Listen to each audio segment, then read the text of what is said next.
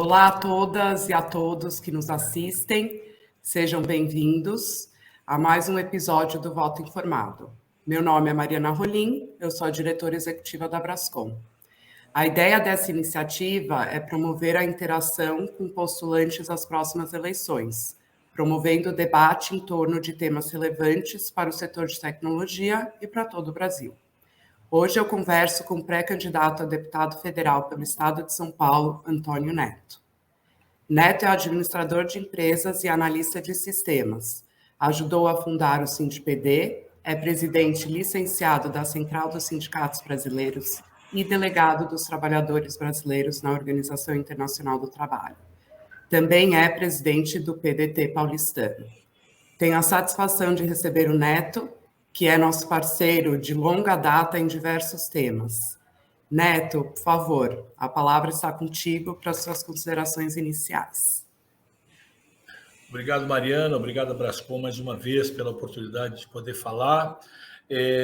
Como você bem disse, parceiro de longa data, desde a própria criação da Brascom, tivemos várias reuniões, em algumas lutas, né? Nós tivemos lutas conjuntas, seja pela desoneração da folha de pagamento, desde o primeiro ato lá, quando ainda era a presidenta Dilma, e também nesse último ano, que foi uma batalha para que o presidente pudesse sancionar a legislação, quando ele estava vencendo a legislação, e nós tivemos, inclusive, com trabalhadores e outros sindicatos da área de TIC, seja telemarketing, seja telefonia ou comunicação mesmo, e a própria TI, nós estivemos em mobilizações, seja em Brasília, seja em São Paulo, para pressionarmos o governo da necessidade desta questão da desoneração, que a palavra está, inclusive, equivocada, Mariana, não é desoneração, na verdade, é uma substituição tributária.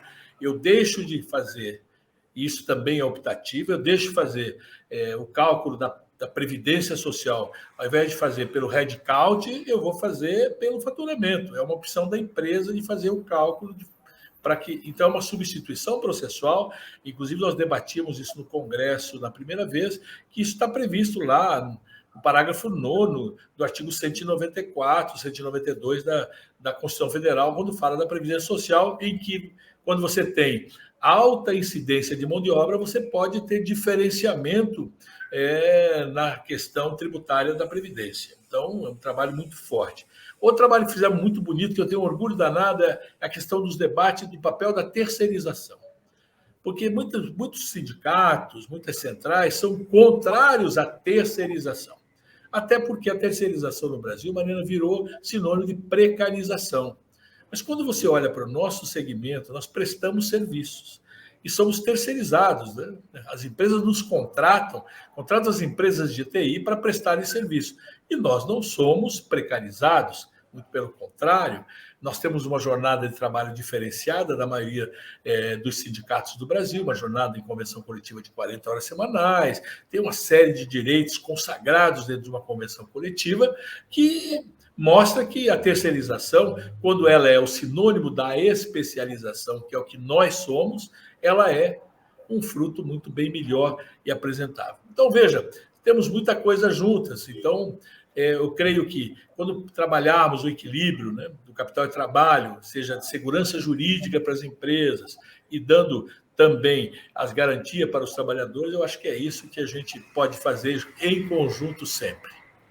Muito bem lembrado, Neto, e acho que foi importante você esclarecer a questão da desoneração da folha, né? Porque a palavra realmente, ao meu ver, acaba sendo equivocada. E a gente conseguiu juntos, né, a aprovação da medida por mais 2 anos. E também a questão da terceirização foi algo que a gente teve um empenho aí, uma parceria muito forte. Então, foi legal você ter lembrado desses pontos. Para a gente falar aqui um pouco, né, da questão da formação de talentos para o setor, eu queria primeiro trazer um dado que acho que você já conhece, da Brascom, que é o setor, né, contratou no ano passado 197 mil trabalhadores. E a demanda que a Brascom tem projetada até 2025 é de 800 mil profissionais. E a gente forma apenas 1/3 desses talentos. Então, como que as políticas públicas podem ajudar nesse cenário? Muito interessante. Boa pergunta. Isso é uma coisa que tem discutido muito, inclusive não só com a Brascom, mas também com as universidades, ou mesmo com o empresariado e o patronato de TI em especial. Até porque, você sabe, as faculdades, elas preparam e informam, não formam. Porque quando os companheiros saem da faculdade, o mercado pede outras habilidades, tipo, qual é a certificação que você tem? Que certificação é esta? Porque os níveis, hoje em dia, de prestação de serviços estão muito baseados em certificações. Então, as empresas, quando vão para uma licitação, são exigidas delas que os profissionais dentro dela, ou que a própria empresa tenha um grau de certificação para poder responder à qualidade da prestação de serviço. Isso é uma coisa que tem nos preocupado muito. E eu tenho procurado debater com a própria categoria ou com o empresariado, porque, você sabe, as políticas públicas começam já começar no ensino médio, incluir também habilidades para a empregabilidade. Por exemplo, curso de programação. Você pode botar lá 100 horas, 200 horas durante o curso do ensino médio para prepará-los para que, quando já saiam do ensino médio, possam estar já programando essas linguagens, porque hoje em dia as linguagens são muito friendly, né, como a gente diz aqui no setor de tecnologia de informação, são muito amigáveis. Você, hoje em dia, quando você pega, a empresa tem um software que contempla toda a gestão dela, seja um SAP, seja da Microsoft, da Oracle, ou qualquer um outro que possa ter, ou das empresas brasileiras, essas coisas todas, você tem lá o módulo RH, você tem o módulo financeiro, o módulo tributário, e você precisa preparar as pessoas para esse módulo. Uma das coisas que eu estou com uma sugestão, debatendo com as empresas, primeiro fazer uma discussão de uma redução de jornada de trabalho para 36 horas, colocando mais 4 horas para formação. Ou seja, continua ali as 40 horas semanais que tem. Você tira das 40 horas semanais, você tira 4 para que seja para formação, para que as empresas possam aproveitar o tempo que ele está disponível para a empresa para formá-lo. E segundo, nós temos no mercado hoje um sem número de graduados, Mariana. Você de RH sabe tão bem quanto eu, seja em administração de empresa, sejam na economia, de economistas, contábeis, engenheiros, né, estatísticos, matemáticos. Olha quantas pessoas com graduação, eu poderia até chamar os advogados, que são pessoas que têm a graduação e que o mercado ele está desviado de função no mercado porque ele não exerce essa profissão. Porque o mercado ele é muito fechado por esse tipo de coisa. E como eu sou fruto de eu sou profissional de TI, fruto de um modelo de formação diferenciado da universidade, que forma 1/3 da nossa necessidade, eu tenho feito uma proposta para as empresas para que nós fizéssemos como era feito ano passado pelas indústrias fabricantes de computadores. Por exemplo, a minha formação é Borongas. Então, um dia eu li um anúncio que estavam procurando pessoas que tinham nível médio, formado em nível médio, para ensinar programação COBOL. E tínhamos que fazer um teste. E esse teste era um teste de lógica. Então, você era selecionado se você tivesse aptidão para a lógica. Então, veja você, nós temos aí milhares de formados, graduados nessas diversas universidades ou cursos que eu acabei de falar. Se as empresas começassem, né, a fazer chamadas para chamar e treiná-los na ferramenta, porque ensinar a ferramenta é mais fácil. Você, como gestora de RH, sabe muito bem. Um administrador de empresa tem uma visão de negócios da empresa, tem uma visão holística da empresa, ele é preparado para isso. O contábil, para o setor financeiro da empresa, né? Tributário, fiscal, contábil. Aí o engenheiro para outras coisas, ou seja, nós precisamos preparar pessoas mais para software agora.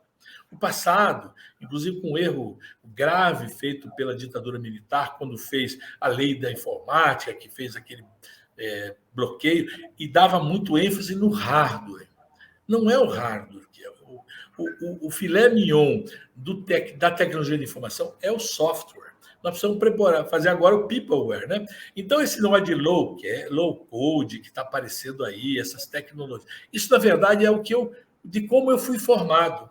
Então, nós precisamos efetivamente que as empresas, talvez a Brascom, ou o próprio CEPROF, patronal, a gente possa pensar numa metodologia para ir através do Cine, ou seja, com verba do FAT, criarmos condições e fazermos seleções, verificando se as pessoas têm aquilo que é necessário para o setor de tecnologia de informação, que é o raciocínio lógico, primordial. E, a partir daí, ensiná-los a utilizar a ferramenta para implementação nas empresas. E uma segunda coisa que eu sinto uma falta danada é a questão da língua, do segundo idioma. E a gente tem uma dificuldade muito grande no Brasil de que nós efetivamente não perenizamos o nosso segundo idioma, o inglês em especial, que é o que é mais utilizado na área de tecnologia da informação. Por exemplo, até porque a gente fala português, e quem aprende inglês, quem fala inglês, utiliza raramente, ou em chats que faça com pessoas fora do Brasil, ou então quando viaja. Fora disso, a gente não consegue.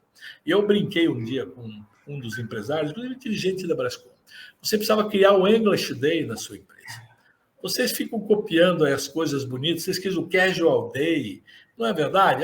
Todo mundo pode vir à vontade na sexta-feira. O English Day é o dia em que, da telefonista, da portaria da empresa ao presidente, todo mundo fala inglês.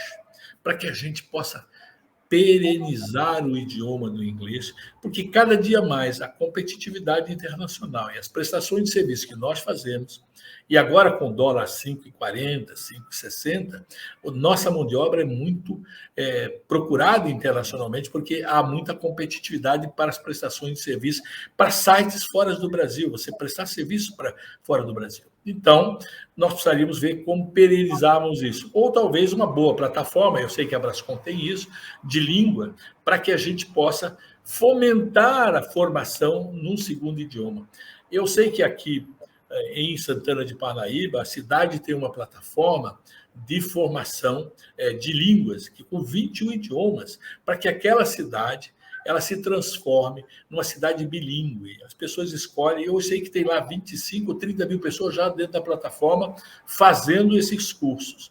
No ensino médio, já ensinam Python. E você vê, eu acho que é por aí que nós vamos suprir essa quantidade que você acabou de me falar, que eu fico um pouco assustado com esses números, quando você fala de mais de 700 e poucos mil, 800 mil trabalhadores necessários, e a gente precisaria até abrir para descobrir quais seriam as fatias, porque com a diversidade aí de produtos na área de tecnologia de informação, agora de comunicação, que utiliza muita ferramenta de TI, eu acho que é isso que nós vamos ter que fazer. Não, interessante, você colocou a questão do ensino médio e realmente é fundamental começar a colocar cursos de programação no ensino médio, porque é uma forma também de você despertar o interesse dos jovens pelas carreiras de tecnologia, porque a gente vê também que existe uma falta mesmo de conhecimento, uma falta de interesse, os jovens não sabem as oportunidades que existem no setor de tecnologia.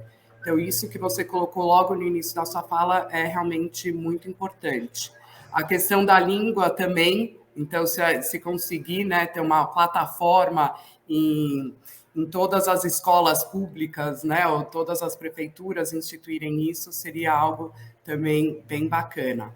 E a Brascom também tem, nesse mesmo estudo que tem a projeção da demanda de talentos, a gente fala sobre uma estratégia que se chama Estratégia Sigma T100. Depois a gente pode conversar melhor sobre isso, mas a ideia é introduzir disciplinas de tecnologia em cursos superiores que não são de tecnologia, tá? Como a própria engenharia, a matemática, e com isso você aumenta o potencial de formandos para o setor de TI. Mas aí, Mari, eu estou dizendo, inclusive, de imediato você tem no mercado pessoas que estão em desvio de função, que poderão ser preparados. Eu acho importante você incluir nas faculdades, nas diversas dos diversos cursos que possam haver, mas, acima de tudo, nesta necessidade para 2025, que são 3 anos apenas. Sim, sim. Quer dizer, Até para profissionais em transição de carreira, né? Isso, 100, 200 horas, certo? Que é o que nós precisamos para formá-los, eu creio que nós poderíamos dar um salto de qualidade, porque pegaríamos já graduados. Olha, eu vou dar um exemplo para você, Mari. Eu fui procurado aqui pelo Canadá, para que Quebec estava contratando pessoas para lá, da área de tecnologia de informação. E mesmo aqueles que não eram de TI, mas que tinham graduação, que o importante para eles, Mari, é o mais complicado, é efetivamente você colocar pessoas com graduação, que é o investimento mais pesado feito na formação das pessoas. Com certeza, Neto. Muito bem. A gente tem aqui uma outra perguntinha, que é o seguinte: hoje, menos de 15% das pessoas nos cursos superiores da área de tecnologia são mulheres. Como que as políticas públicas podem ajudar nesse cenário? Como que a gente consegue, né, estimular a diversidade? Olha, esse é um tema bastante interessante. Nós temos que pensar que diversidade e inclusão tem muito significado, mas nós temos que olhar, são pessoas, né? Você sabe essa pesquisa, a GPTW, Great Place to Work, né? Ele sempre tem colocado quais são as empresas que têm melhor lugar para trabalhar. Então, as empresas precisam, e aí também isso vai atrair para as universidades, para os cursos de formação, tem que ter uma cultura aberta e inclusiva. Né? Elas têm que ter tudo isso com múltiplas experiências e visões, onde lá todos se sintam que suas vozes são ouvidas e respeitadas. Isso vai ser uma coisa que vai ajudar muito as equipes a tomar as melhores decisões e fomentar a inovação e a criatividade, que são, olha, Mari, os 2 elementos vitais, inovação e criatividade. Tem tudo a ver com tecnologia de informação. Então, a mudança, ela passa para abrir espaço. Você sabe que tem crescido o número, você é uma representante disso, de mulheres que assumem, estão empoderadas na gestão, da alta gestão de empresas, de associações, porque durante muitos anos, se você lembrar lá na década de 40, 50, as mulheres precisavam para trabalhar para obter a ordem do marido. Quer dizer, há uma evolução muito grande e nós temos que, cada vez mais... O CIT-PD na Convenção Coletiva tem uma cláusula, a cláusula 30ª nossa, sobre equidade de gênero e raça, que é mesmo trabalho, mesmo salário, mesma jornada, aquelas coisas todas, embora saibamos da jornada dupla ou tripla que a mulher possa ter, mas dentro da empresa, reconhecê-la, empoderá-las, né? E o setor de TI, você sabe tanto quanto eu, talvez até mais, porque é da área de RH, nós temos muitas mulheres que trabalham. Eu acho que está em torno de 40%, 42%. É altíssima a presença das mulheres no setor de tecnologia de informação. Em que pese ainda possa haver diferenças salariais para a mesma função, mesmo cargo, dentro da coisa, eu creio que se criarmos nas convenções coletivas pisos salariais, organizando o mercado de trabalho, você vai diminuindo a possibilidade de você fazer somente por um problema de discriminação, você reduzir o papel e o salário das mulheres, o respeito às mulheres, essas coisas todas. Eu creio que cada dia mais nós temos a obrigação, nós como dirigentes sindicais, nós especialmente como homem, temos que nos esforçar e cada vez mais ajudar o empoderamento das mulheres. Muito bom, muito bom. Vamos mudar um pouco aqui, até você já falou de inovação, né? É fundamental você ter a diversidade para a inovação. Então, eu vou mudar um pouco o foco da formação de talentos para uma outra pergunta. Na sua avaliação sobre o desenvolvimento de tecnologia e promoção da inovação em nosso país, né? Como que o Brasil pode dinamizar seus instrumentos legais em prol de um melhor desenvolvimento tecnológico? Olha, aí eu posso querer nadar de braçada, porque nós temos dentro do PDT, que eu faço parte, do Projeto Nacional de Desenvolvimento com Ciro Gomes, nós temos uma visão da questão da reindustrialização brasileira, da questão da indústria 4.0, da indústria do conhecimento, com muito investimento em ciência, tecnologia, inovação. Nós não vamos sair do patamar de em desenvolvimento, entre aspas, se não tiver investimentos na inovação e na tecnologia. Eu acho que aí é primordial. Mas vai começar por um lugar fantástico que é a educação. Nós temos que mudar a educação. Nós temos que revolucionar a educação. Nós temos um projeto para a educação no Brasil, que essa educação careta, de decorebas, isso não existe mais, não atrai as crianças, elas fogem da escola. Nós precisamos mudar o ensino brasileiro, porque hoje em dia você dizer, olha, decorar aquela história, o Brasil foi descoberto em 22 de abril de 1500, né? Pedro Álvares Cabral saiu lá de Belém. Então, hoje a criança entra no Google, poderá encontrar em 3D, né? A viagem que Cabral fez, né? Aquela história de parar, a calmaria que fez desviar para o Brasil do caminho para as Índias, ele vai ver isso em 3D. As perguntas, né? Hoje, antigamente era uma dificuldade pesquisar nas enciclopédias, todas aquelas coisas. Eu lembro estudando na Barça, na Delarrousse. Hoje em dia, não, você tem o Google. A gente não sabe como é que sobreviveu ao Google, sem ter Google quando eu era criança. Então, nós precisamos mudar. Nós precisamos ensinar a criança a perguntar. As provas têm que ser diferenciadas, Mariana. Não é aquela história da prova, ele tem que decorar e vir para a prova e fazer a prova. Ele tem que aprender, fazer prova com pesquisa, que é para ampliar a participação dele, o conhecimento, o entusiasmo dele com as matérias. Eu, quando lecionava COBOL, processamento de dados, na faculdade Teresa Martin, lá nos idos da década de 80, as provas minhas eram todas com consulta, porque a minha principal função como professor de TI era fazer incentivo à pesquisa, que ele vai ler o manual, ele vai ver as respostas. É óbvio que você tem que ser mais rigoroso na nota, mas tem que fazê-lo acostumar a ir ao manual, a ler as coisas. Por que deu esse problema? Como é que faz essas? Onde estão as respostas? Nos manuais de tecnologia da informação, nos livros. Então, eu acho que é isso que nós precisamos fazer, mudar na educação. E essa revolução está proposta por nós no Projeto Nacional de Desenvolvimento que o nosso presidenciável Ciro Gomes tem apresentado. Excelente, Neto. Também no nosso plano de governo, né, da Brascom, a educação é realmente um dos pilares que a gente enxerga como essencial para a gente conseguir mudar o ponteiro do Brasil. A gente está trabalhando em linha com a sua visão.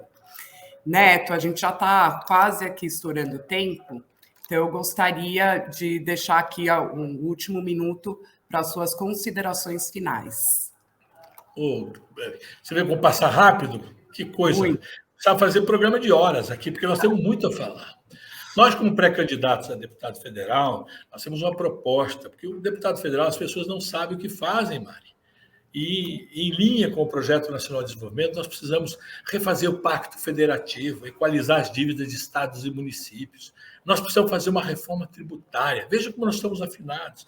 Vai ler lá as propostas de plano do governo para a era digital. Lá está proposto também discutir uma reforma tributária justa, né, progressiva, uma reforma tributária que desonere a produção e que possa tributar lucros e dividendos para que a produção possa ser efetivamente alavancada no país, porque hoje em dia o rentismo puxa todo investimento em produção. Nós temos também que ajudar a questão no estado de São Paulo, especialmente por ser pré-candidato por São Paulo, ajudar as deficiências que São Paulo tem.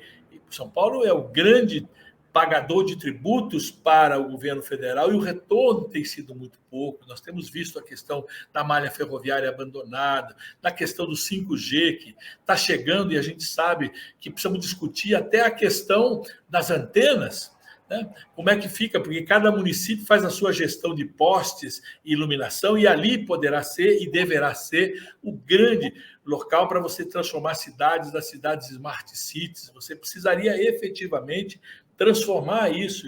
a legislação, expandir efetivamente, né? A utilização desse satélite que já está alugado, para que a gente possa cada vez mais usar a internet nos lugares distantes, né?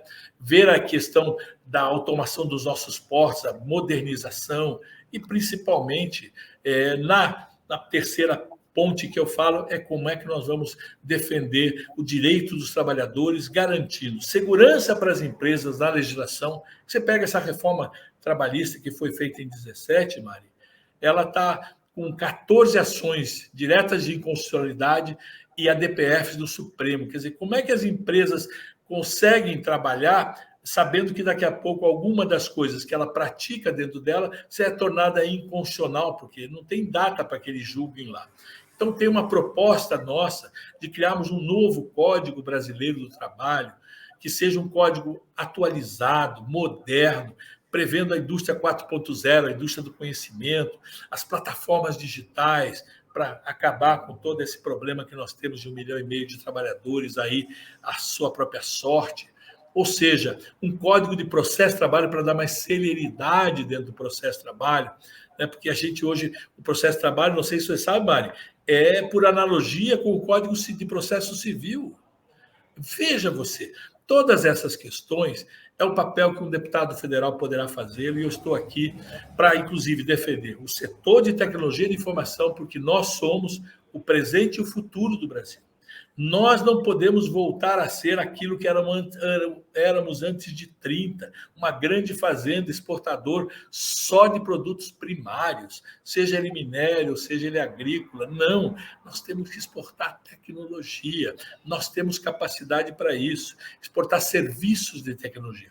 O Brasil tem uma beleza, Mari, é o país que tem a maior e melhor automação bancária do mundo. Nós podemos levar isso para o mundo. Graças a quem? As empresas de tecnologia de informação, graças aos profissionais de tecnologia de informação. É isso que eu digo. É muito fácil casar quem produz com quem trabalha, para que juntos a gente possa alavancar o desenvolvimento no Brasil e, acima de tudo, vou repetir sempre isso, segurança jurídica para as empresas. Porque os governos que têm passado por aí, você sabe, mas são legislações e legislações que dão uma insegurança danada. Agora mesmo a desoneração, o TCU está dizendo, não, foi feito de uma maneira que não houve previsão orçamentária. Não, essa insegurança nós não podemos viver, nós temos que montar um Código Brasileiro de Trabalho que dê segurança para as empresas, mas que efetivamente dê garantia aos trabalhadores. Ou seja, tudo aquilo que a gente fizer em conjunto, Mari, e os companheiros aí, dirigentes da Brascom, das empresários, as castanhas dos trabalhadores têm que estar dentro do jogo. Excelente, Neto. Quero agradecer muito a sua disponibilidade de conversar comigo hoje. Infelizmente, o nosso tempo acabou. Realmente, a gente poderia ficar horas aqui. Mas só quero, então, te agradecer novamente, agradecer a audiência, agradecer a Aline, da Libras, que está aqui com a gente, e lembrar a todos que a Brascom tem no seu site as propostas de plano de governo para aceleração da era digital. Então, convido a todos para dar uma olhada e boa tarde.